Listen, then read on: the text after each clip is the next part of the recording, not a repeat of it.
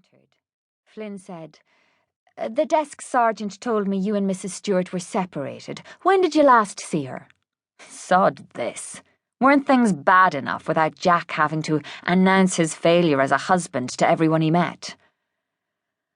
"I last saw her over 20 years ago," he said, quietly enough, yet the words seemed to echo down the long, empty corridor.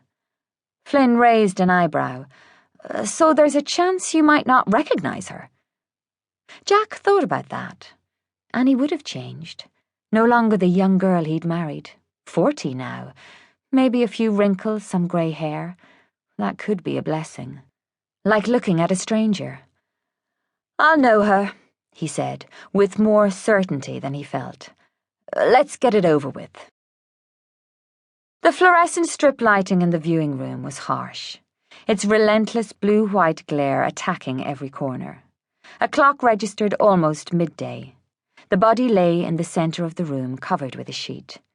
The hairs on the back of Jack's neck prickled, although he'd seen a dead body before. Just once.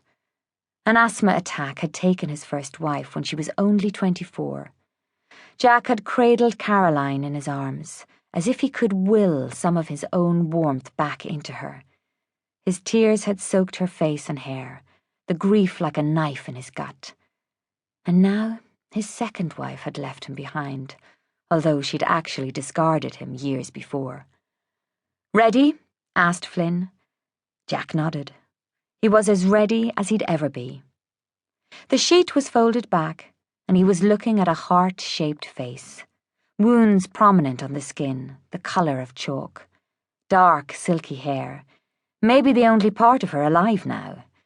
He'd read once about people opening a coffin and finding the corpse's hair still growing. And he would be in a coffin soon, in the dark earth. God, he wanted to throw up. Flynn was at his elbow. "Is it?" Jack swallowed hard, attempting to make his voice normal. "It's her. I'll give you a moment." The door closed, and Jack was alone with Annie. At least, Annie's shell. He didn't touch her. She'd feel like ice, not warm the way he remembered her. Was she watching him? Her spirit floating around, looking down, wondering why he was there? No chance now to find out why she'd left him. The dead don't talk. Why? His voice surprised him, thinking out loud, "Why, Annie?" The lights hummed, the second hand on the clock moved, nothing else. No miraculous revelation, no gift of closure, nothing for him here. Jack pulled the sheet back over the face, still as familiar to him as his own, and walked away. In the next room, Flynn had organised tea. Jack gulped it down, feeling the hot, sweet liquid revive him a bit. Almost done now, then back to Baron's mare and normality. "Just sign here. It says you formally identified the body." Jack scribbled his name, not even bothering to read the form. "Do you need the name of an undertaker?" Flynn asked. "Sorry?" "I have a list of local undertakers." "Why would I need that?" "Well, for the funeral. We're releasing the body to you." "I can't take care of that. I only came here to identify her. I've got to get back to Manchester." "Oh, the body can't stay here, Mr. Stewart." Flynn spoke slowly, as if explaining something to a child. "But what am I supposed to do with her?" "The undertakers can move her to a funeral home. There's one MacBride's near the hospital, which would be practical. They'll help you arrange the burial."